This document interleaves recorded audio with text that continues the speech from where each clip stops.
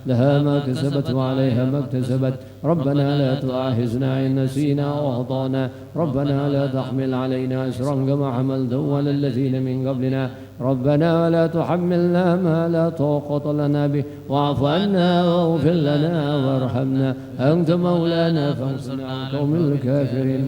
إلى سيدنا حبيبنا شفينا مولانا محمد صلى الله عليه وسلم وآله وصحبه وأزواجه وذريته أن الله يغفر مرحمهم ويعلي درجات في الجنة وينفعنا بأسرار منوارهم وعلومهم ونفات في الدين والدنيا والآخرة ويجعلنا من حزبهم يرزقنا محبتهم ويتفانا على ملتهم ويحشرنا في زمرة الفاتحة.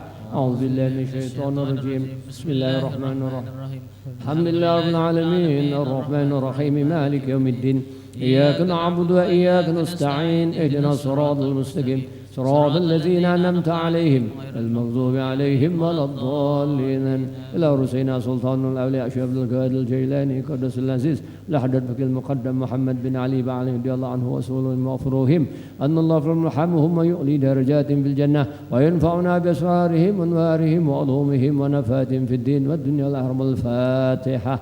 أعوذ بالله من الشيطان الرجيم بسم الله الرحمن الرحيم الحمد لله رب العالمين الرحمن الرحيم مالك يوم الدين إياك نعبد وإياك نستعين اهدنا الصراط المستقيم صراط الذين أنعمت عليهم المغضوب عليهم ولا الضالين. إلى رسولنا وحبيبنا وأمدتنا صاحب حضارته كتب الأنفاس الحبيب سيد عمر بن معطاس وشعل بن عبد الله بارس أبي أحمد بن سلطاس أبي بكر بن اللطاس أبي عبد الله بن حسين اللطاس أبي سالم بن أحمد اللطاس أبي علي بن أحمد الحبشي علي بن حسين اللطاس وأبي محمد بن سالم اللطاس وأبي محسن اللطاس وحبيب محمد بن المالكي بكر بن سلطاس رضي الله عنهم وارضاهم وصولهم وفروهم أن الله يرحمهم ويعلي درجات في الجنة وينفعنا بأسرارهم وأنوارهم وعلومهم ونفات في الدين والدنيا. الفاتحة. أعوذ بالله من الشيطان الرجيم بسم الله الرحمن الرحيم الحمد لله رب العالمين الرحمن الرحيم مالك يوم الدين إياك نعبد وإياك نستعين اهدنا الصراط المستقيم صراط الذين أنعمت عليهم المغضوب عليهم ولا الضالين آمين. لا أرواح السلامة الراشدين بسم الله الوالدين لآبائنا مشايخنا بسم الله أرواح أموات هذا البلد المسلمين المسلمات أن الله يرحمهم الجنة وينفعنا بأسرارهم وأنوارهم وعلومهم ونفات في الدين. الفاتحة. أعوذ بالله من الشيطان الرجيم بسم الله الرحمن الرحيم الحمد لله رب العالمين الرحمن الرحيم مالك يوم الدين إياك نعبد وإياك نستعين اهدنا الصراط المستقيم صراط الذين أنعمت عليهم المغضوب عليهم ولا الضالين آمين. الفاتحة بنة القبول وتمام كل سؤال ظاهرا باطنا في الدين والدنيا والآخرة دافعة لكل شر جالبة للحار لنا والدينا والأبا مشانا ولأهلنا ولمدرسة وقرة جماعتنا في الدين والعافية أن الله ينور قلوبنا وكواليبنا ما الهدى والتقى والعفاف الموت على دين الإيمان والإسلام على سنة والجماعة بالله من امتحان وبيجاي سيدنا من صلى الله وعلى آله وصحبه أجمعين. الفاتحة. أعوذ بالله من الشيطان الرجيم بسم الله الرحمن الرحيم الحمد لله رب العالمين الرحمن الرحيم مالك يوم الدين إياك نعبد وإياك نستعين اهدنا الصراط المستقيم صراط الذين أنعمت عليهم المغضوب عليهم ولا الضالين آمين. بسم الله الرحمن الرحيم الحمد لله العالمين حمدا يوافي نعمه يكافي مزيده يا ربنا لك الحمد كما ينبغي لجلال وجهك لعظيم سلطانك سبحانك لا نحصي ثناء عليك أنت كما أثنيت على نفسك فلك الحمد حتى ترضى لك الحمد إذا رضيت ولك الحمد بعد رضا. اللهم صل وسلم على سيدنا محمد في الأولين وصل وسلم على سيدنا محمد في الآخرين وصل وسلم على سيدنا محمد صل وسلم على سيدنا محمد في المرسلين صل وسلم على سيدنا محمد في الملأ على يوم الدين وصل وسلم على سيدنا محمد حتى ترث الأرض من عليه وأنت خير الوارثين وصل وسلم على سيدنا محمد وعلى آله وصحبه أجمعين. اللهم إنا نستغفرك نستودعك أدياننا وأبداننا وأنفسنا وأموالنا وأهلنا وكل شيء أعطيتنا. اللهم اجعلنا وإياهم في كنافك وعمانك وعياذك وجوارك من كل شيطان مريد جبار عن الباب من شر كل ذي شر إنك على كل شيء قدير اللهم خذنا بالتقوى والاستقامة وعزنا من موجبات الندامة في الحال المال إنك سميع الدعاء وصل اللهم بجمالك جلالك على سيدنا محمد وعلى آله وصحبه أجمعين وارزقنا كمال متابعة له ظاهرا باطنا يا أرحم الراحمين يا أرحم الراحمين يا أرحم الراحمين بفضل سبحان ربك رب العزة عما يصفون سلام على المرسلين الحمد لله رب العالمين تقبل الله منكم.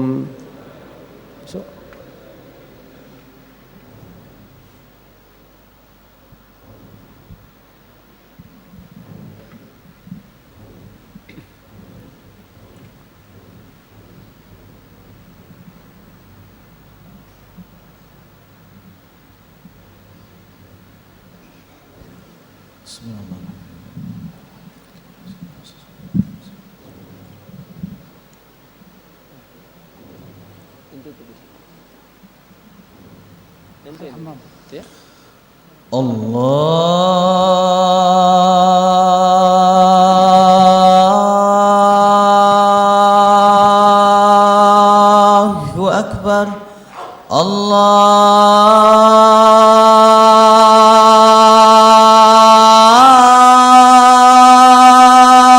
Allahu Akbar. Allahu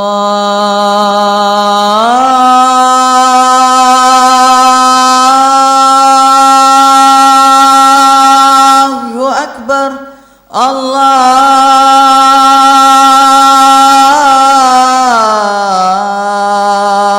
Allahu Akbar.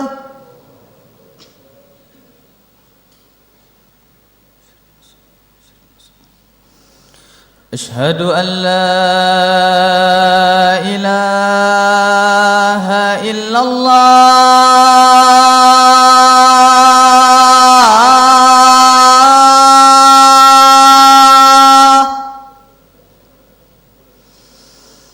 Ashhadu an la ilaha illallah.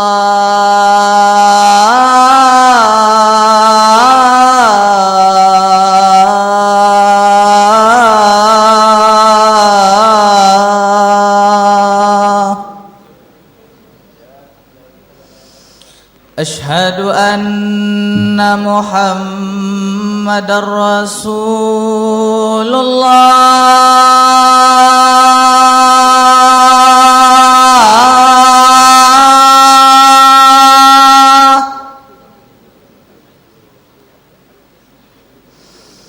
Ashhadu anna Muhammadar Rasulullah.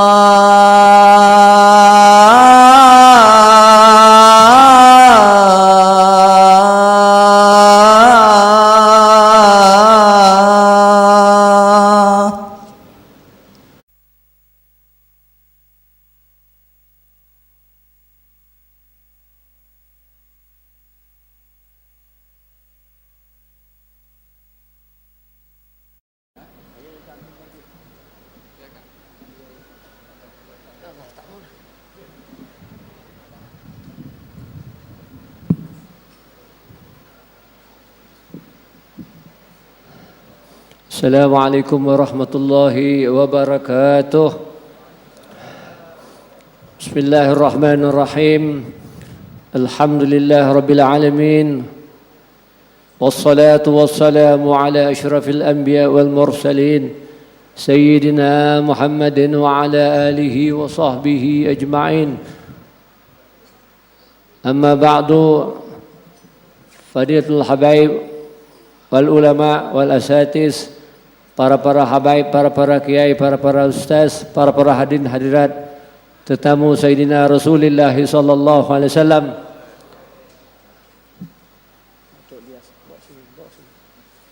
Pada malam ini sampailah pada majlis kemuncak daripada majlis sambutan Maulidin Rasul Nabi besar Muhammad sallallahu alaihi wasallam, Yayasan Al-Jinrami, yang diadakan selama 3 hari pada malam Khamis, malam Jumaat, dimulakan dengan perarakan di dalam kampung pada malam semalam, haul para masyayikh, para habib yang telah berkhidmat di Jenram, dan juga pada pagi tadi alhamdulillah ada ijtima' ulama. Alhamdulillah pada petang dan pada malam ini sampailah kita pada majlis kemuncak sambutan Masjid Rasul sallallahu alaihi wasallam. Acaranya pada malam ini sambutannya insya-Allah akan dimulakan tausiah yang disampaikan oleh Al-Habib Ali Habib Abdul Rahman bin Ali Masyhur bin Syekh Abu Bakar bin Salim daripada Tarim Hadramaut, yang akan diterjemahkan oleh Habib Ali Zainal Abidin Al-Hamid hinggalah sampai kepada waktu Isyak. Dan pada waktu Isyak kita akan salat sembahyang jemaah Isyak berjemaah.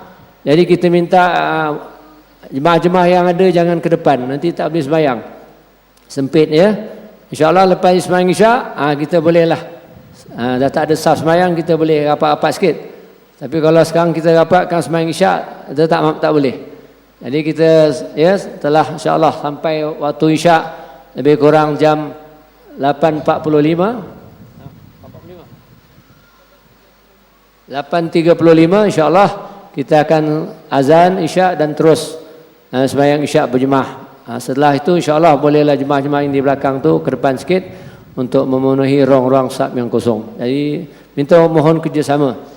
Kemudian pada selepas Isyak kita akan mulakan pembacaan Maulid Simtun Durar karangan Habib Ali bin Muhammad bin Husin Al-Habsyi radhiyallahu anhu, dan kemudiannya akan disampaikan tausiah penutup oleh guru besar kita Al-Habib Said Hasan bin Muhammad bin Salim bin Ahmad bin Hasan Latas radhiyallahu anhum daripada Masjid Balawi Singapura. Dan saya pada malam ni bagi pihak Yayasan Al-Jin Rami dan juga bagi pihak Datuk alias Ali iaitu pengurusi Yayasan Al-Jin Rami mengucapkan ahlan wa sahlan wa marhaban bikum, bil khusus pada para habib, para kiai, terutamanya guru besar kita Al-Habib Hasan bin Muhammad bin Salim Al-Latas, dan juga alhamdulillah pada tahun ini insyaallah Tan Sri Muhammad Ali bin Rustam daripada Melaka pun hadir bersama. Alhamdulillah sebulan 2 bulan lepas saya buat maulud di Melaka, dia hadir, alhamdulillah hari ini dia balas insyaallah, alhamdulillah. Dan juga Habib Hamid bin Ali Maudullah daripada Malang, dan juga Tunku Fauzi daripada Singapura, dan yang berbahagia ahli kehormat Yayasan Jamil Datuk Dr. Saleh bin Syekh Yusuf Az-Zawawi, dan Kiai Amir Syekh Saleh Masri, dan juga Kiai Muslih Kiai Hanif Muslih daripada Meranggan Semarang, adik pada guru besar saya Kiai Lutfi Hakim yang telah meninggal dunia tahun 2007, yang sering ke tempat ni, Kiai Jalil yang tidak terasing lagi kita, alhamdulillah. Dan kita bersyukur iaitu anak pada Mufti Tarim Hadramaut Habib Abdul Rahman bin Ali Al-Masyhur bin Syekh Abu Bakar bin Salim ya dapat pada malam ni bersama kita memberi tausiah yang akan diterjemahkan oleh juga yang tidak asing Habib Ali Zainal Abidin Al-Hamid. Dan juga alhamdulillah daripada Palembang ada Habib Hamid, Habib Umar bin Syihab yang begini lama sakit tak dapat hadir, alhamdulillah tahun ini dapat hadir. Allah Ta'ala panjang umurnya, berikan berkah padanya. Dan Habib-Habib yang lain, dan juga Tok Guru kita Tuan Haji Hanafi daripada Pahang, Tuan Haji Sanusi daripada Kedah, Tuan Haji Hasbullah daripada Johor, dan banyak para ulama, para asis, Kiai Yusuf Malang Qodi kita, Syarafuddin, insyaallah alhamdulillah Habib Abdul Rahman daripada Al-Hawi ya, banyak ustaz-ustaz, para masyayikh yang tak dapat saya sebutkan, tapi tidak mengurangkan kehormatan, juga guru-guru daripada Patani, dan jemaah-jemaah yang datang dari Singapura, Melaka ya, daripada Malang, daripada Kelantan, Terengganu. Alhamdulillah Allah sajalah yang dapat membalas tentang ya kehadiran tuan-tuan perempuan sekalian pada malam ni. Jadi kita dengan tidak asing, dengan tidak buang masa, kita mulakan tausiah kita yang pertama. Persilakan Al-Habib Abdul Rahman bin Ali Al-Masyhur daripada Tarim Hadramaut untuk menyampaikan tausiahnya, dan akan ditajim akan oleh Habib Ali Zainal Abidin. Tafadhal. Sampai Isyak 8.35. 30 minit boleh? Yalah. Ya.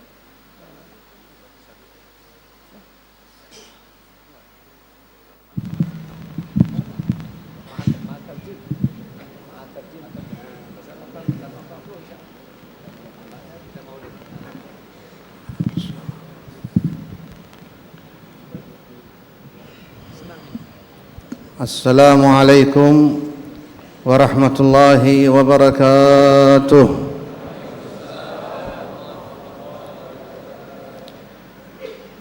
Alhamdulillahil hannanil mannan jami'una wa iyyakum fi hadzal masjidi wa hadzal makan. Nahmaduhu subhanahu wa ta'ala ala ma awlana minal ni'ma'i fi kulli han. ونصلي ونسلم على سيدنا محمد حبيب الرحمن عدد ما يكون وما قد كان. اللهم صل وسلم على سيدنا محمد في الأولين والآخرين وفي الملأ الأعلى إلى يوم الدين. Dimulai sebentar tadi dengan memuji kepada Allah Subhanahu wa taala yang Maha memberi kelembutan, yang telah memberikan hidayah kepada kita untuk berada di rumah Allah Subhanahu wa taala. Salawat dan salam kepada junjungan Nabi besar Muhammad sallallahu alaihi wa ala alihi wasallam, sejumlah bilangan ciptaan Allah yang pernah ada dan yang akan diadakan tercurah kepada baginda Rasulullah serta keluarga dan para sahabatnya. أما بعد فإننا نشكر الله عز وجل على ما جمعنا ونسأله أن ينفعنا ونسأل الله أن يجازي عنا خير جزاء حاجي حفيظ القائم بهذا المكان وجماعة الجندرامي. نسأل الله يبارك فيهم ويعينهم فيما أنزلهم الله فيه من منزل من خدمة الدعوة والدين وخدمة العباد والبلاد. بارك الله فيهم. Kita bersyukur kepada Allah Subhanahu wa taala yang menghimpunkan kita di tempat ini, dan kita memohon kepada Allah agar supaya Allah memberikan kepada kita manfaat melalui perhimpunan kita pada malam hari ini, dan juga semoga Allah Subhanahu wa taala memberikan ganjaran kepada seseorang yang menjadi sebab kepada perkumpulan kita pada malam hari ini, Al-Ustaz Al-Haji Muhammad Hafidh bin Selamat, yang menjadi sebab perkumpulan kita di tempat ini dengan mengumpulkan sekian ramai daripada para jamaah. Moga-moga Allah Subhanahu wa taala memberikan ganjaran kepada beliau akan usaha beliau yang berkhidmat untuk menyebarkan dakwah agama ini. Wa fadlillahi anna Allah Subhanahu wa taala takarrama alaihim bi qabulin wa madhharir ridha. وذلكم بما جمع ويجمع لهم من بلاد شتى وقبائل شتى وحضور جمع كريم من العلماء والصالحين والأخيار. خص بالذكر حبيبي سيدي الحبيب حسن بن محمد بن سالم العطاس، هذا الذي هو علم النبراس قائما في مقام أبيه وجده الإمام أحمد بن حسن العطاس في مظهر الدعوة والدلالة على الله. امتحن الله بطول حياته. Dan kita bersyukur kepada Allah Subhanahu wa taala yang telah memberikan kepada kita kesempatan untuk berada di tempat ini di malam yang penuh dengan barakah ini, dengan ramai daripada mereka para ulama yang hadir di sini, khususnya yang terutama sekali Al-Habib Hasan bin Muhammad bin Salim Al-Attas, yang merupakan pewaris daripada ayah serta keturunannya daripada sebelum beliau, Al-Habib Ahmad bin Hasan Al-Attas, salah seorang imam besar yang mana beliau adalah merupakan keturunan daripadanya. Moga-moga Allah Subhanahu wa taala dengan perhimpunan kita bersama dengan mereka memberikan kepada kita manfaat yang besar. وفي الحضور جمع من إندونيسيا وماليزيا وجاء أيضا رئيس وزراء ملاك السابق الحاضر معنا بارك الله فيه وهنيئا له الحضور مع العلماء والصالحين والأخيار، ومن حضر محضرنا من العلماء والدعاة إلى الله والكايات كلا باسمه ورسمه والحضور جميعا، إذ نبلغ الجميع التحية والسلام والإكرام والتهنئة بحضورنا لجمع وفي جمع مبارك حضرنا من أجل تعظيم سيدنا محمد والارتباط بهديه ودعوته ودلالته على الله. Dan ini adalah merupakan satu pertanda akan ridha dan kabulnya Allah Subhanahu wa taala kepada kita pada malam hari ini, dengan kita dihimpunkan di tempat ini yang datang daripada pelbagai tempat, pelbagai bandar, adalah datang untuk meraihkan hari kelahiran Maulid Nabi Muhammad sallallahu alaihi wasallam. Hadir juga bersama dengan kita Menteri Besar yang lalu Melaka Datuk Seri Ali Rustam, dan juga semua ramai daripada ulama yang hadir di sini, yang kehadiran mereka adalah merupakan satu penambahan lagi keberkatan akan majlis meraihkan Maulid Nabi Muhammad sallallahu alaihi wa ala alihi wasallam. ولهذا كان أيضا تعظيما للعلم والعلماء، إذ كان بالأمس مجلس حول لمؤسسي الجندرامي شيوخ الحاج حفيظ وشيوخ الجندرامي الذين كانوا بالأمس يذكرونهم بما كانوا عليه من صفات حميدة ويترضون عليهم بما فعلوا من صالح الأعمال، وهكذا سيما الأخيار والمؤمنين في ارتباطهم بمن سبقوهم بالإيمان. وجاء في دعاء القرآن ربنا اغفر لنا ولإخواننا الذين سبقونا بالإيمان، فذكر من سبق بالإيمان وصف أهل الإيمان، وصف أهل الارتباط بالصالحين في كل آن، ذلكم ما أمر به الملك المنان. وجاء الكتاب والسنة بربط العباد في الكتاب والسنة بأهل الصلاح والإيمان. Majlis seumpama ini adalah majlis yang mendekatkan dan mengikatkan kita kepada orang-orang yang baik dan orang-orang yang saleh di sisi Allah Subhanahu wa taala. Seperti mana majlis yang kita adakan pada malam hari ini dan malam sebelumnya yang telah diadakan acara tahlil untuk para masyayikh Al-Jendram yang diadakan semalam, dan ini adalah merupakan satu pendekatan untuk kita merapatkan hubungan dan saf dengan orang-orang yang saleh di sisi Allah Subhanahu wa taala, dan itu adalah merupakan intipati daripada apa yang disebutkan oleh Allah Subhanahu wa taala di dalam Al-Qur'anul Karim. Dalam firman-Nya Allah berfirman, Rabbana ighfir lana, ya Allah ampunkan dosa kami dan orang-orang yang mendahului kami dalam keadaan iman. Ayat ini menyentuh tentang doa untuk diri orang yang berdoa dan orang-orang yang mendahului kita dalam keadaan iman, supaya hubungan ini adalah amat rapat antara kita dengan orang-orang yang saleh yang beriman kepada Allah yang mendahului kita, dan ini adalah merupakan satu keistimewaan dan kemuliaan yang disebutkan oleh Allah Subhanahu wa taala supaya kita sentiasa rapat dan berdekatan dengan orang-orang yang saleh. وهذا من حسن البر والإحسان لمن سبقونا بالإيمان، فإن دل ذلك على شيء فيما يقيمه حاج حفيظ وجماعة الجندرامي في ذكر مشايخهم الذين سبقوهم بالإيمان إنما يدل على البر والإحسان، فإن البر سلف، وأمرنا أن ندعو لمن سبقونا من آبائنا وصلحائنا، ولهذا قال قديما سيدنا يوسف عليه السلام سيدنا يعقوب واتبعت ملة آبائي إبراهيم وإسحاق ويعقوب ما كان لنا أن نشرك بالله من شيء ذلك من فضل الله علينا وعلى الناس ولكن أكثر الناس لا يشكرون. أكثر الناس لا يشكرون. من عرف قدر الآباء والشيوخ والماضين فإنهم من القلائل، ولكن أكثر الناس لا يشكرون. فمن شكر من سبقوا بالإيمان هو من الأقلية الذين حمدهم الله عز وجل وأثنى عليهم في القرآن.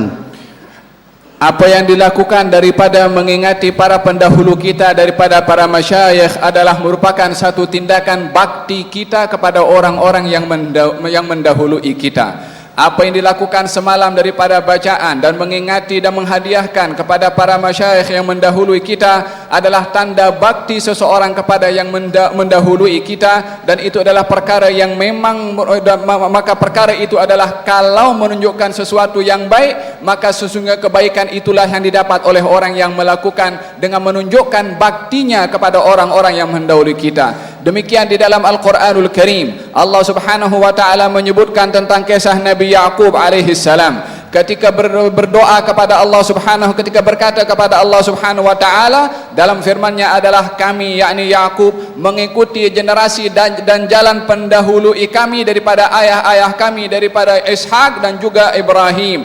Itu adalah merupakan jalan pendahulu yang diikuti oleh generasi setelahnya, dan itu adalah merupakan anugerah dari Allah. Mengikuti jalan pendahulu kita yang benar adalah merupakan fadl, anugerah dari Allah Subhanahu wa taala. Lalu Allah berfirman pada penghujung ayat itu, akan tetapi sedikit daripada kamu yang bersyukur, yakni sedikit daripada yang mengambil iktibar daripada mengikuti jalan pendahulu daripada mereka yang baik, maka mereka yang tidak mensyukuri tidak akan mengikut daripada jalan pendahulu mereka daripada orang-orang yang baik. Akan tetapi orang yang bersyukur adalah orang yang mengikuti jalan pendahulu yang baik, dipegangi dan diteruskan oleh generasi setelahnya, dan disebutkan oleh Allah sedikit sekali yang melakukan demikian. ولهذا إذا تأملنا ما جاء في القرآن من ارتباط بالصالحين نجده في عدة مواضع من القرآن، فنذكر بعضها من ضمنها ما جاء في سورة الفاتحة. كل فاتحة نقرأها نطلب اللحوق بالمنعم عليهم، فنطلب من الله أن يهدينا الصراط المستقيم. هذا الفاتحة نقرأها اهدنا الصراط المستقيم. ما هو الصراط المستقيم؟ هل نعرف الصراط المستقيم؟ قال أهل العلم من باب تفسير القرآن بالقرآن، والقرآن يفسر بعضه بعضا، فتفسير الصراط المستقيم ما بعدها من الآية من قوله عز وجل صراط الذين أنعمت عليهم، هذا الصراط المستقيم. من هم المنعم عليهم؟ جاء من باب تفسير القرآن بالقرآن أيضا في قوله تعالى تفسير المنعم عليهم ومن يطع الله والرسول فأولئك مع الذين أنعم الله عليهم من النبيين والصديقين والشهداء والصالحين وحسن أولئك رفيقا ذلك الفضل من الله. هذا الفضل الذي خص الله به المنعم عليهم، ذلك الفضل من الله. هؤلاء أهل حسن المقام، حسن العطاء من الملك الأعلى. هكذا أخبر الملك الأعلى عز وجل، قال لما ذكر النبيين صديقين شهداء صالحين قال أنعم الله عليهم، من المنعم عليهم، هذا أنعمت عليهم. قال وحسن أولئك رفيقا، أنعم بأولئك الرفيق، الله يجعلنا وياكم معهم إن شاء الله. اللهم الحقنا بالنبيين والصديقين والشهداء والصالحين، الحقنا بالصالحين صالحين، الحقنا بالصالحين صالحين، آمين يا رب العالمين. Di dalam Al-Quran banyak sekali Allah subhanahu wa ta'ala menyebutkan ayat-ayatnya yang mengandungi keterikatan dan dekatnya hamba-hamba kepada orang-orang yang saleh.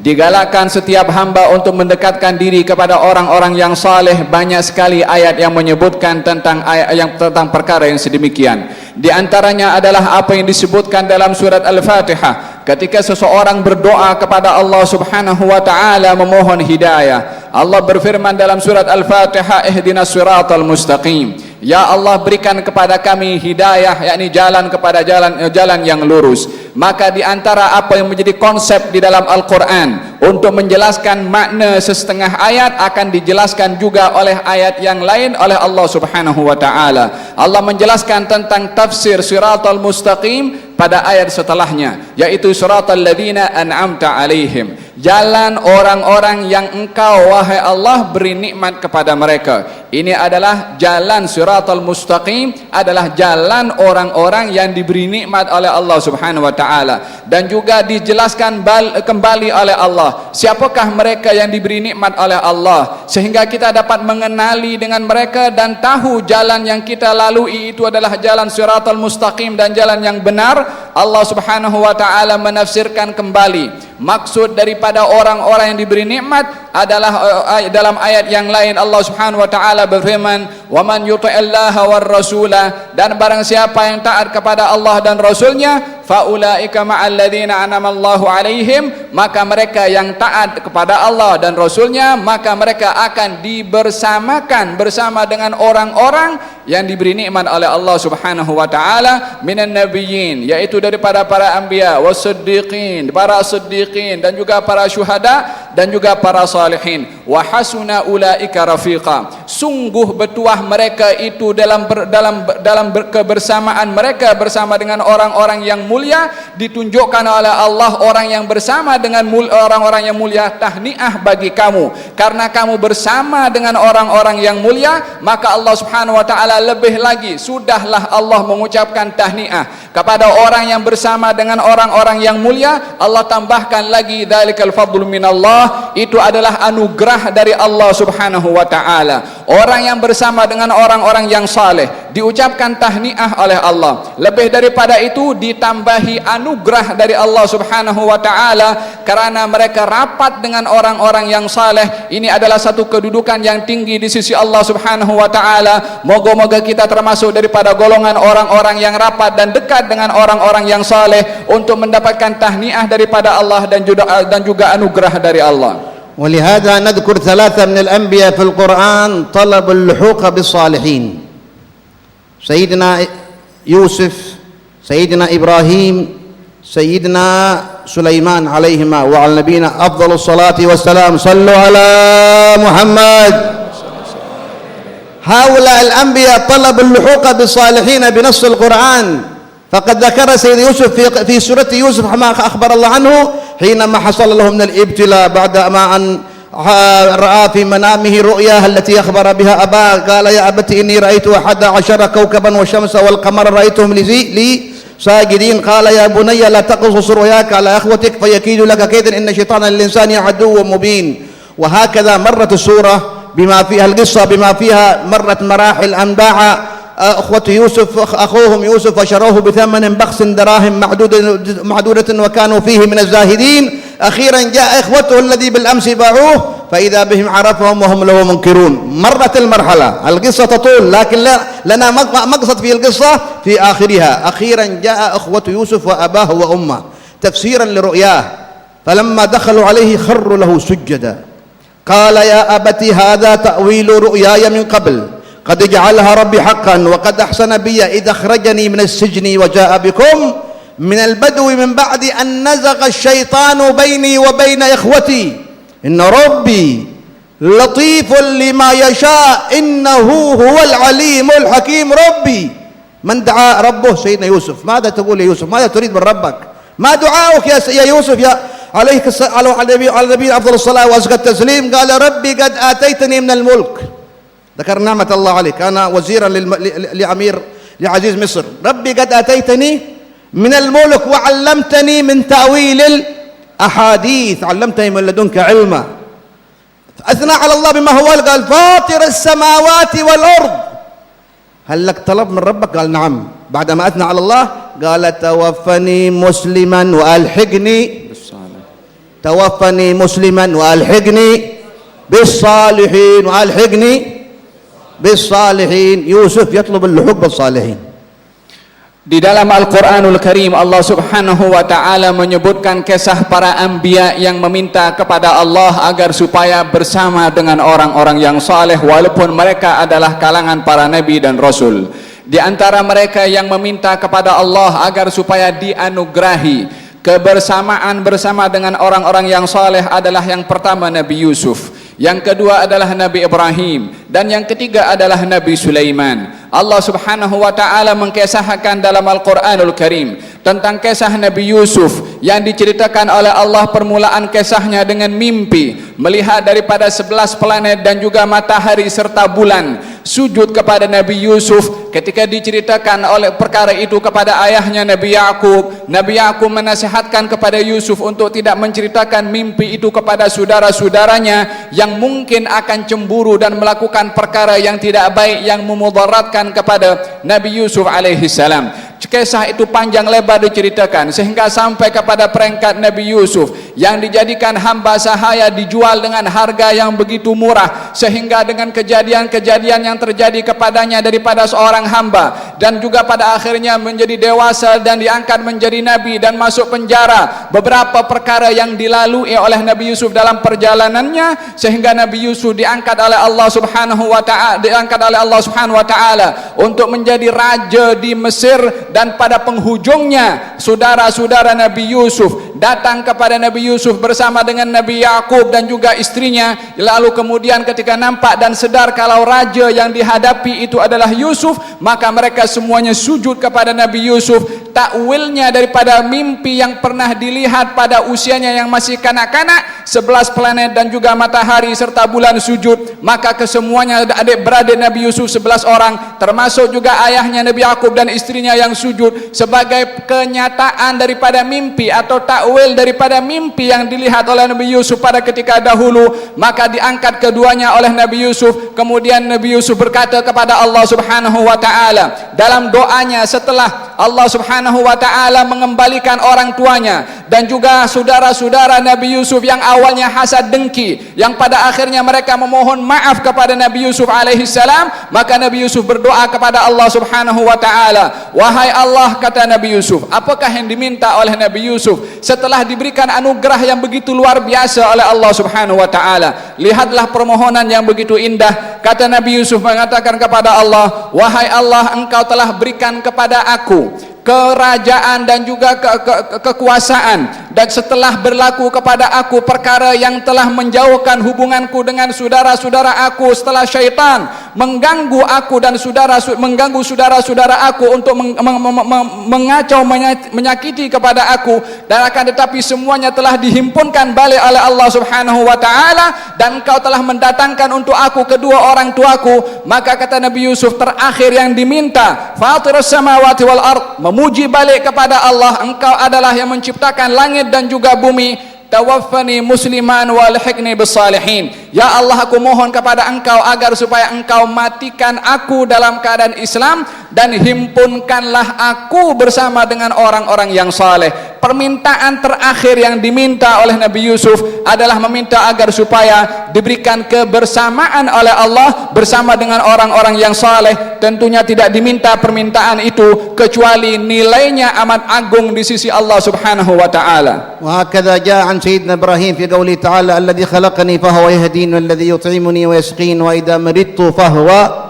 يشفين والذي أطمع أن يغفر لي خطيئتي يوم الدين ربي هب لي حكما وألحقني بالصالحين ربي هب لي حكما وألحقني بالصالحين. سيدنا سليمان عليه السلام رأى نملة تدب على ظهر الأرض تنصح قومها. قال بعض العلماء أن نملة خير من كثير من بني الإنسان الذين ما ينصحون الآخرين، لا يهتمون بمصلحة الناس. نملة خير منهم، نملة داعية تدعو قومها لمصلحتهم. قالت نملة، أثبت الله قول نملة في القرآن، وسمى سورة في القرآن بسورة النمل. قالت نملة يا أيها النمل ادخلوا مساكنكم لا يحطمنكم سليمان وجنوده وهم لا يشعرون فتبسم ضاحكا من قولها وقال. اشتغل سيدنا سليمان، هل تكبر على النملة؟ حاشا الأنبياء من الكبر، هم أهل التواضع، هم أهل الانكسار، هم الاعتراف. قال لما رأى النملة تدب وتنصح قومها قال فتبسم ضاحكا من قولها وقال ربي أوزعني أن أشكر نعمتك التي أنعمت علي وعلى والدي وأن أعمل صالحا ترضى وأدخلني برحمتك في عبادك الصالحين. إبراهيم صالحين وسيدنا سليمان صالحين، كلهم صالحين هم من أئمة صالحي زمانهم، لكن ارتباط بالصالحين منهج القرآن. Adapun Nabi yang kedua memohon kepada Allah Subhanahu wa taala supaya dianugerahi kebersamaan bersama dengan orang-orang yang saleh adalah Nabi Ibrahim alaihi salam. Di dalam firman Allah Subhanahu wa taala, Nabi Ibrahim yang berkata kepada Allah Subhanahu wa taala, dialah Allah yang menghidupkan dan mematikan aku, dialah Allah yang memberi makan dan memberi minum kepada aku, dialah Allah yang bila mana aku sakit Allah lah yang menyembuhkan, dan dialah Allah yang aku amat inginkan pemberian daripada Allah Subhanahu wa taala. Lalu terakhir daripada yang diminta oleh Nabi Ibrahim kepada Allah Subhanahu wa taala, wahai Allah, berikan kepada aku hukman, yakni kedudukan kenabian dan juga darjat yang tinggi, wa alhiqni bissalihin, dan himpunkanlah saya bersama dengan orang-orang yang saleh. Memuji terlebih dahulu kepada Allah Subhanahu wa taala sebelum meminta kepada Allah, yang pada akhirnya penghujung permintaan setelah memuji kepada Allah, himpunkan aku bersama dengan orang-orang yang saleh. Permintaan yang begitu mulia sehingga para nabi pun meminta kepada Allah Subhanahu wa taala. Dan nabi yang ketiga yang meminta kepada Allah agar supaya dianugerahi kebersamaan bersama dengan orang-orang yang saleh adalah Nabi Sulaiman, ketika menyaksikan semut yang berkata dan menasihati kepada semut-semut yang lain. Kata Al-Habib Abdurrahman mengatakan, terkadang semut itu lebih baik daripada manusia, disebabkan semut pun mahu menasihati bangsa semut yang lain, sementara manusia terkadang kedekut untuk menasihati kepada orang lain, sehingga dinamakan surat itu dengan surat semut, kerana ihsan daripada semut itu kepada semut yang lain karena menasihati kepada bangsa semut. Dinamakan surat itu adalah dengan surat An-Naml, yang artinya adalah semut. Diceritakan oleh Allah Subhanahu wa taala, wa qalat lamlatun, berkata seekor semut, ya ayuhan namlu, wahai sekalian tentera semut, udkhulu masakinakum, masuklah kamu ke rumah-rumah kamu dengan selamat, la yahtimannakum Sulaiman, Jangan sampai kamu dipijak-pijak oleh Sulaiman wa junuduhu dan tentera-tenteranya wahum la yash'urun, sementara mereka tidak menyadari akan apa yang berlaku, yakni kalau tidak sedar karena kecilnya itu semut. Nabi Sulaiman yang mempunyai sifat tawadhu, tidak takabur, walaupun mendengar kepada kata-kata semut yang nampaknya itu adalah seekor semut yang kecil, fatabassama dhahikan min qawliha, tersenyum Nabi Sulaiman ketika mendengar kata-kata semut yang menasehati bangsa semut yang lain. Tersenyum, senyumnya ini adalah mempunyai makna tersendiri, yaitu bersyukur kepada Allah Subhanahu wa taala yang dianugerahi anugerah dapat mendengar kepada bahasa semut dan juga memahami bagaimana sikap semut kepada semut yang lain. Fatabassama dhahikan min qawliha, maka Nabi Sulaiman gembira dan tersenyum ketika mendengar bahasa semut. Tidak punya sifat tawadhu, walaupun makhluk Allah itu semut adalah kecil, menghargai daripada kata-kata semut itu yang menasihati kepada semut yang lain dengan tersenyum dan tidak mengambil sikap tidak mengindahkan kepada kata-kata semut tersebut. Fatabassama dhahikan min qawliha, tersenyum dengan kata-kata semut tersebut, lalu berdoa kepada Allah Subhanahu wa taala. Di dalam doanya yang dikatakan oleh Nabi Sulaiman adalah, ya Allah, anugerahkan kepada aku sifat syukur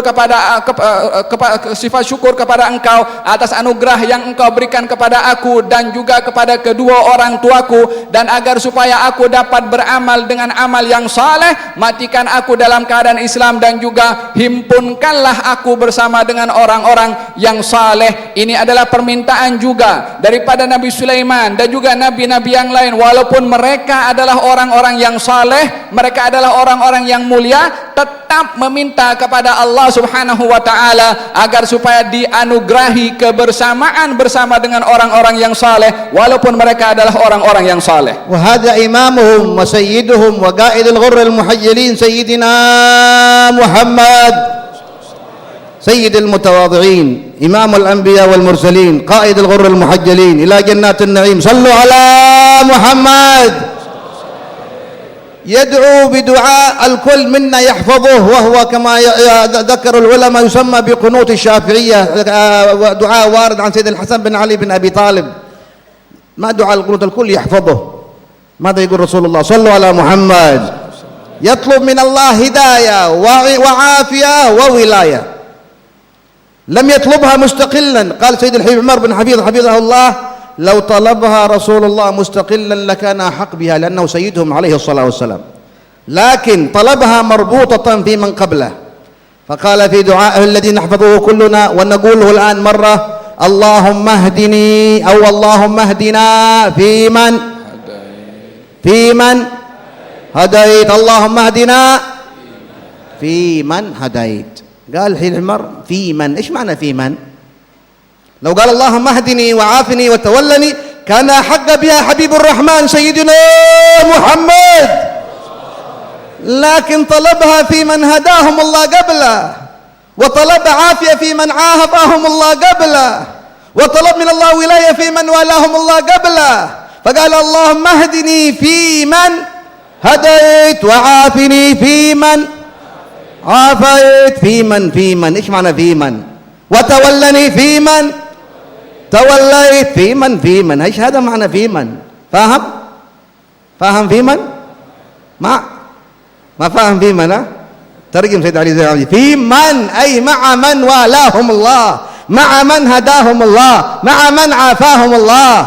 هذا سيد الأنبياء سيدنا محمد الذي ذكر الصالحين حينما حيا ربه بالتحيات، ونقرأها في كل صلاة، الفاتحة والتحيات. فإذا قلنا التحيات المباركات الصلوات الطيبات الله السلام عليك أيها النبي ورحمة الله وبركاته، نقول السلام علينا وعلى عباد الله الصالحين. من هذا سلم؟ رسول الله سلم على الصالحين عند ربه ليلة المعراج، ليلة الإسراء والمعراج. ذكر الصالحين في كل صلاة، نفتتح بالصالحين، نختم بالصالحين، ونرتبط بالصالحين. هذا معنى من معاني ارتباطنا بمحبة للصالحين. فالله يثبت حب الله في قلوبنا وحب سيدنا محمد صلى الله عليه وسلم. ولهذا أيضا هناك معنى للهداية. يقول سيد الحمار يروي عن الحبيب علي بن محمد الحبشي صاحب المولد: ما نوع الهداية اللي تطلبها هذه؟ هداية وعافية ولا إيش نوعها؟ قال: لو أردت أن تتأمل عينك تحتاج هداية، سمعك يحتاج هداية، بصرك يحتاج هداية، لحمك يحتاج هداية، بشرك يحتاج إلى هداية، شعرك يحتاج إلى هداية، قلبك يحتاج إلى هداية، ظفرك يحتاج إلى هداية، كلك. كيف تجمع النوايا نوايا الهداية بكلها؟ قال يذكر عن الحبيب علي بن محمد الحبشي عليه رحمة الله: إن أردت مجمع النوايا فهي موضوع عن سيدنا محمد.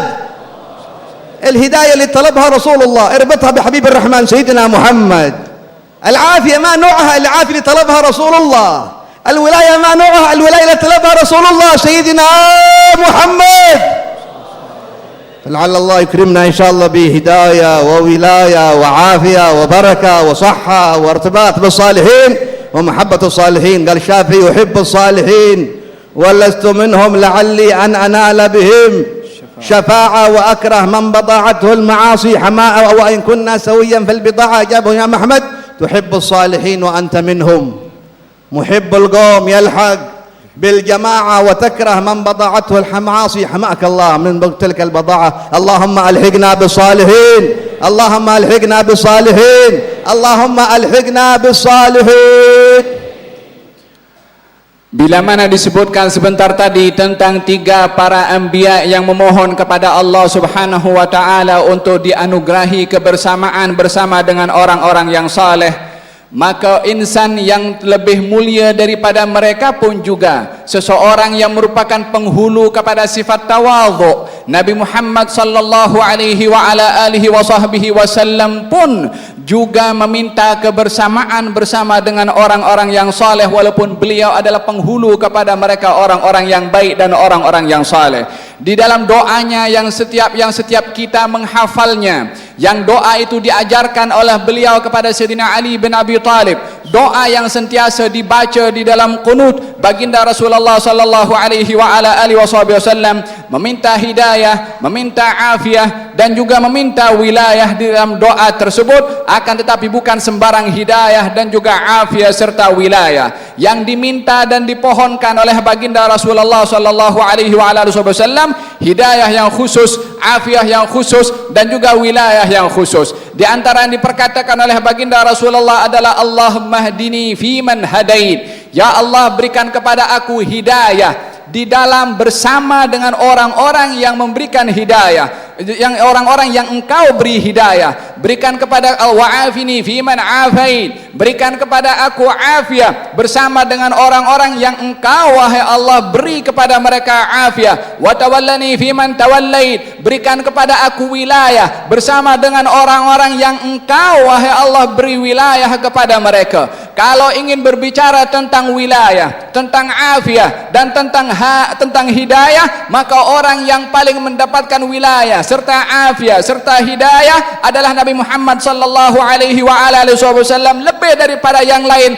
termasuk para anbiya dan juga para rasul. Akan tetapi untuk menunjukkan nilai kebersamaan bersama dengan orang-orang yang baik dan orang-orang yang saleh, Nabi Muhammad walaupun orang yang paling saleh, yang paling wilayah, yang paling afiah, meminta kepada Allah supaya dianugerahi bersama dengan orang lain yang diberi hidayah oleh Allah Subhanahu wa taala daripada kalangan para anbiya dan juga para rasul, menunjukkan pentingnya bersama dengan orang-orang yang baik di sisi Allah Subhanahu wa taala. Maka disebutkan sebentar tadi ini kedudukan bagaimana orang itu ingin bersama dengan orang-orang yang saleh. Nabi Muhammad pun juga berdoa demikian. Maka disebutkan arti makna hidayah dalam doa Nabi Muhammad sallallahu alaihi wa ala alihi wasallam, yang disebutkan maksud daripada hidayah oleh Habib Ali bin Muhammad bin Husain Al-Habsyi, menceritakan apa yang dimaksudkan hidayah. Bentuk hidayah yang macam mana yang kita minta kepada Allah Subhanahu wa taala. Maka kalau kita melihat keperluan kita kepada hidayah, setiap bahagian daripada tubuh badan kita ini memerlukan hidayah. Mata kita perlu hidayah, telinga kita perlu hidayah, semua anggota tubuh badan kita memerlukan juga hidayah. Maka di dalam kita meminta hidayah itu adalah meminta hidayah sebagaimana hidayah yang diminta oleh Nabi Muhammad sallallahu alaihi wa ala alihi wasallam,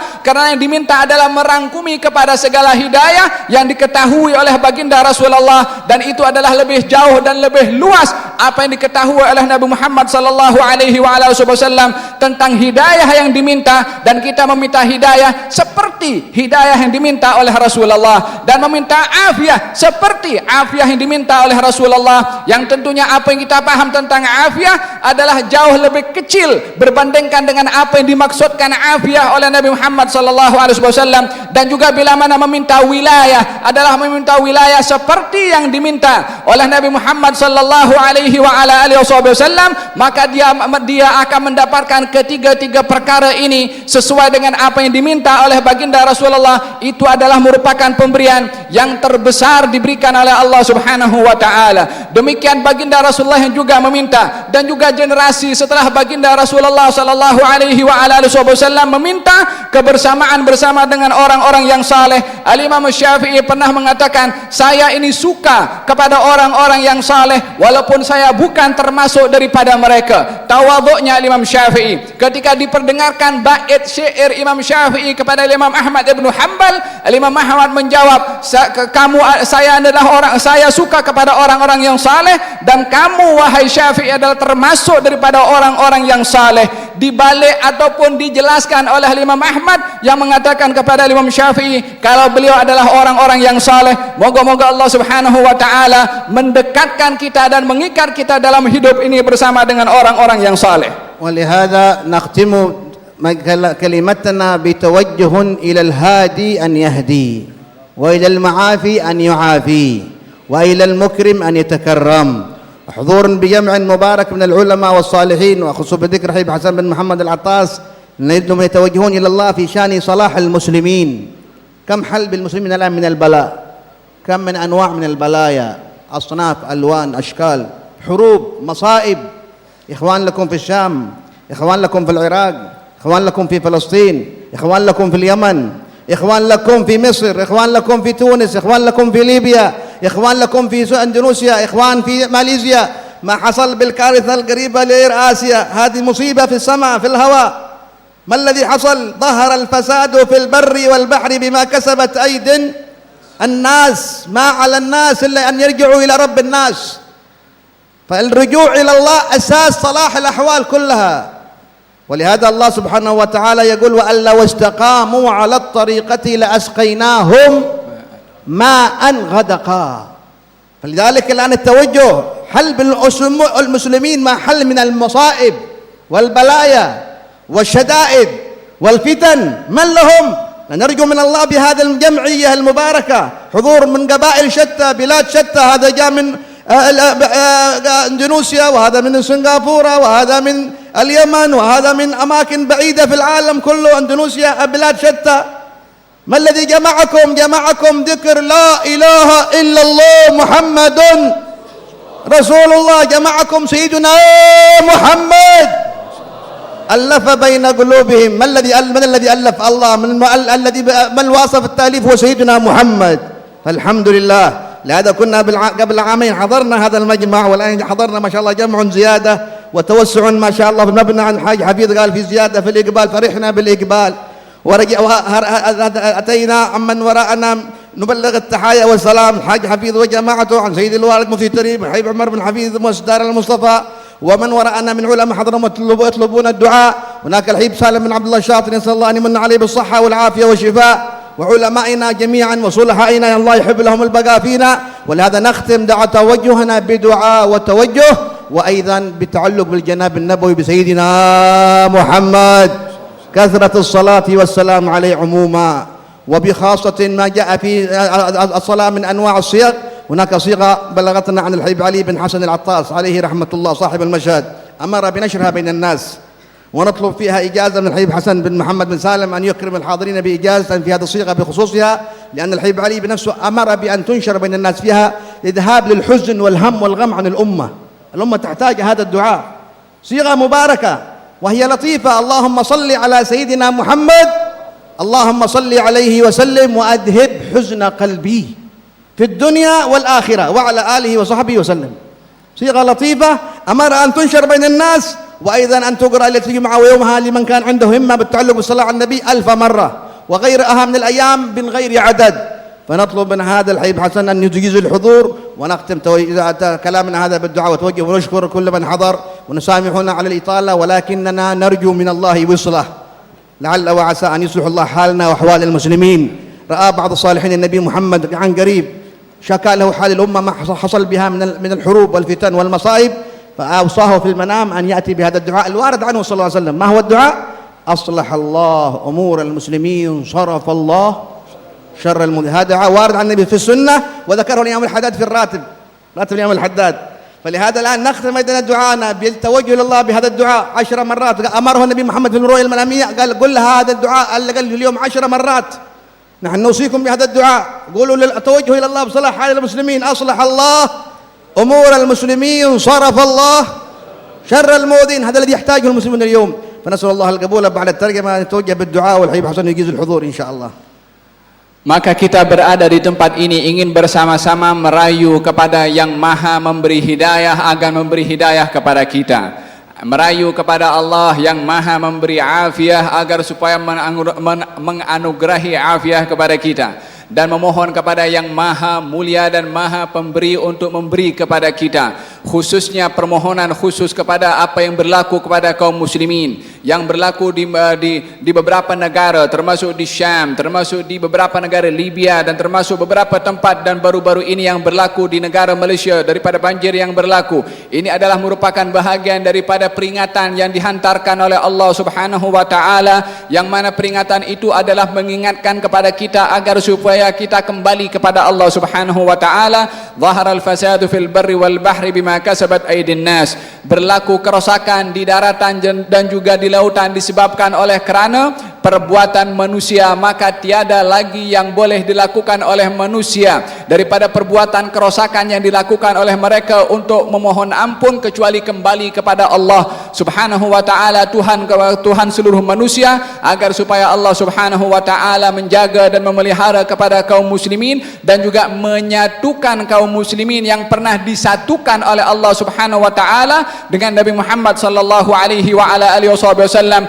yang mana bila mana mereka kembali kepada Allah Subhanahu wa taala, Allah Subhanahu wa taala akan mencurahkan rahmatnya dan nikmatnya kepada mereka yang kembali kepada Allah. Wa allaw istaqamu ala tariqati la asqainahum ma'an ghadaqa. Kalau mereka kembali istiqamah jalan Allah Subhanahu wa taala, Allah akan menganugerahi kepada mereka ma'an, yaitu air, yakni kehidupan yang diberikan oleh Allah Subhanahu wa taala, nikmat yang diberikan oleh Allah, dengan syarat mereka itu kembali kepada Allah Subhanahu wa taala. Masing-masing juga berdoa kepada Allah, merayu kepada Allah Subhanahu wa taala akan kesempurnaan dan juga kebaikan kepada umat ini, dan khususnya daripada doa yang pernah diwasiatkan atau dinasihatkan oleh Al-Habib Ali bin Hasan Al-Attas agar supaya doa ini dibaca demi tujuan agar supaya Allah Subhanahu wa taala menurunkan rahmat dan juga pemeliharaan serta perlindungan kepada kaum muslimin di timur dan di barat. Yang kita memohon sebentar lagi nanti daripada Al-Habib Hasan bin Muhammad untuk mengijazahkan doa daripada Al-Habib Ali bin Hasan, yang juga mengisyaratkan ataupun memerintahkan supaya menganugerahi ataupun supaya menyebarkan salawat tersebut, yaitu Allahumma salli ala Sayyidina Muhammadin wa Allahumma salli ala Sayyidina Muhammadin Allahumma salli alaihi wasallam adhib alham wa adhib husna qalbi fid dunya wal akhirah wa ala alihi wa sahbihi wasallam. Itu simple untuk dibaca, dan kita mohon Al-Habib Hasan untuk mengijazahkan agar supaya juga doa itu adalah menjadi sebab turunnya rahmat daripada Allah Subhanahu wa taala. Dan juga dikatakan salah seorang orang yang saleh yang bermimpi melihat kepada baginda Rasulullah sallallahu alaihi wasallam ke atas apa yang berlaku kepada umat Islam di masa sekarang ini, maka di dalam mimpinya dinasihatkan kepadanya agar supaya membaca aslahallahu mural muslimin sarafallahu syarral mu'dhin sebanyak 10 kali setiap hari, dan itu adalah zikir yang memang warid daripada Rasulullah dan juga disebutkan dalam maratib al-Imam Abdullah bin Alwi al-Haddad, dan kita akan membacanya sebentar lagi insya-Allah demi agar supaya Allah Subhanahu wa taala mengangkat bala dan musibah daripada kaum muslimin. وإن شاء الله الصيغة سوف تكون عند حاج حفيظ، من رغب أن يأخذها من عنده مكتوبة إن شاء الله يعطيها بعض الأخوان الحاج حفيظ فليأخذوها ولينشروها بين الناس. Barang siapa nanti yang ingin mengetahui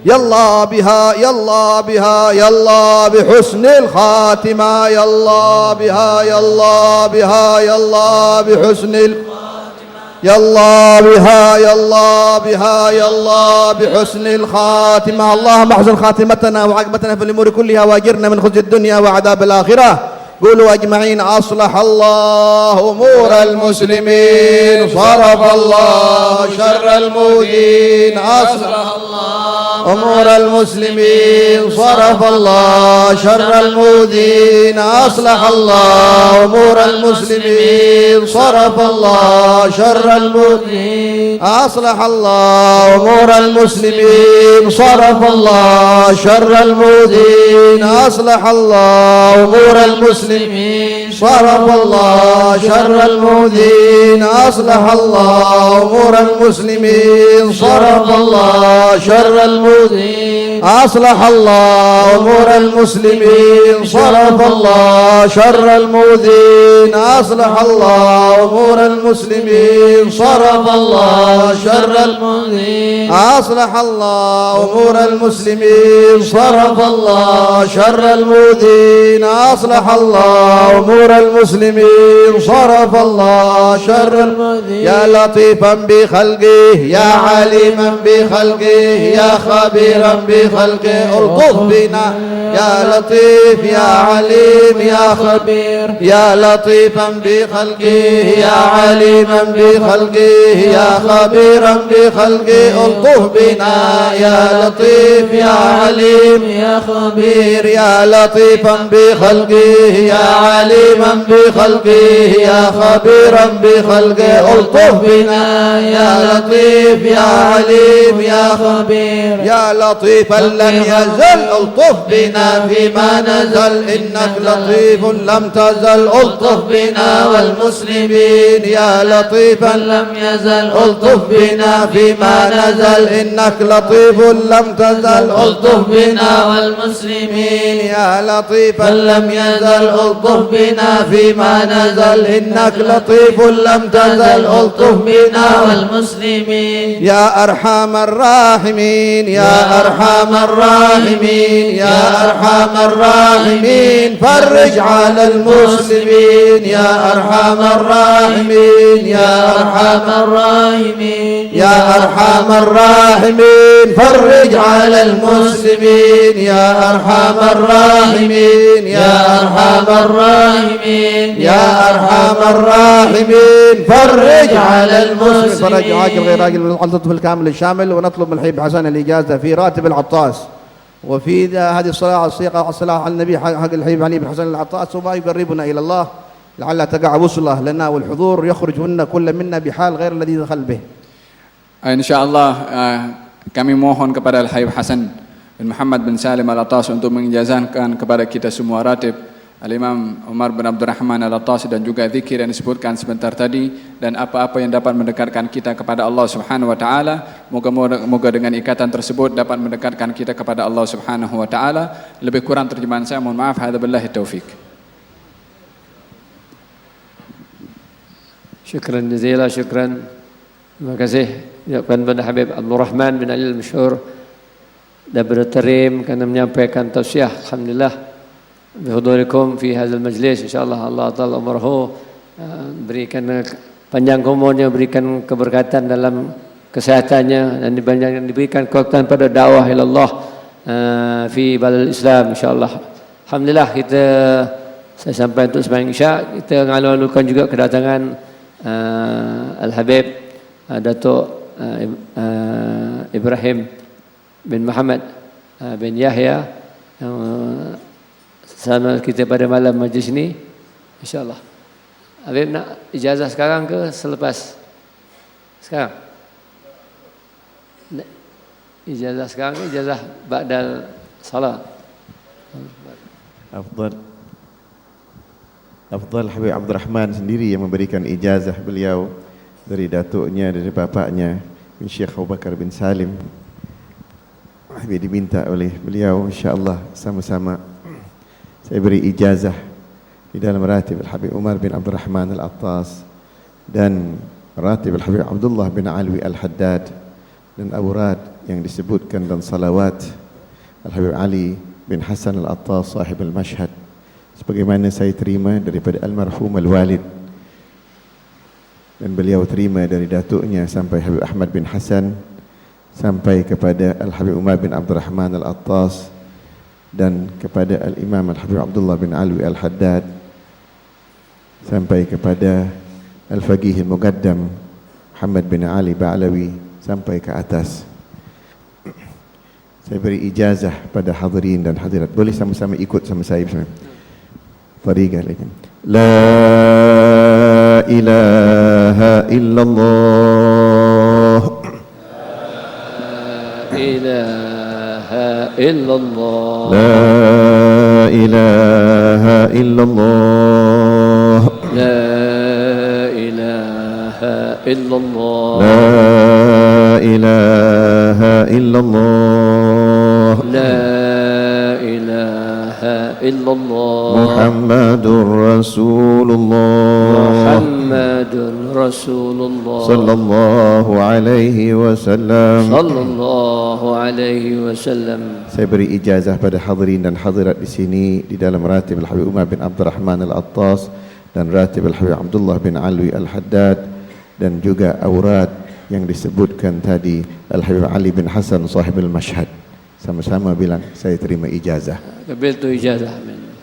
Taqabbalallahu minkum. Alhamdulillah. Syukur dengan pengijazan dan mudah-mudahan kita mendapat manfaat dan berkah daripada mengamalkan akan tali zikir tauhid dan juga Rabbul Attas, Rabbul Haddad dan juga selawat aurat yang disebutkan tadi. Mudah-mudahan dengan banyak tawajuhan dan banyak berdoa kepada Allah Subhanahu wa taala segala kesusahan yang dialami oleh orang-orang muslimin di negeri-negeri mereka itu akan diangkat oleh Allah Subhanahu wa taala, digantikan dengan keselamatan dan kemakmuran insyaallah. Kita berhenti sekejap untuk kita sembahyang isyak berjemaah. Setelah itu kita akan sama-sama menyambung majlis Maulid Rasul dengan membaca Maulid Simtud Duran. Allah. Allahu Akbar, Allahu Akbar.